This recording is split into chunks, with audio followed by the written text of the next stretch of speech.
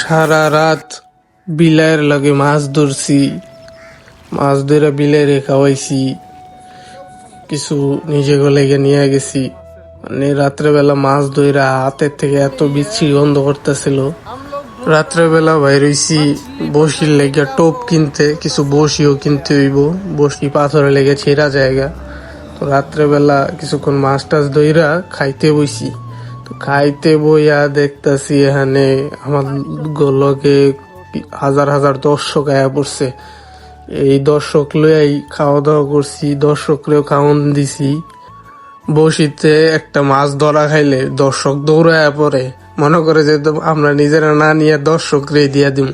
মানে দর্শক লে খুব মাছ টাছ ধরছি।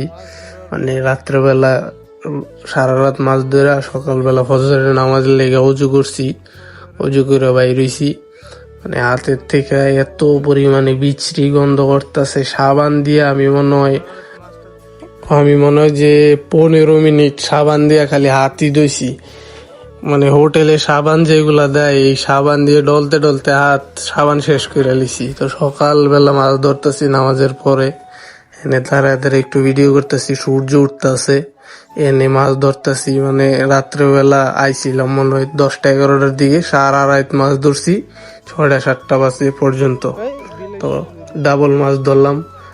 তো ডাবল মাছে একটু ভিডিও করলাম। সবসময় তো ভিডিও করতে ভাল লাগে না, মানে মাছ ধরতে হয়, হাত গন্ধ হয়ে থাকে।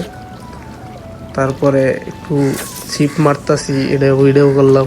আমি তো আগে ছিপ মারি নেই, মানে এখানে শিখছি ছিপ মারা।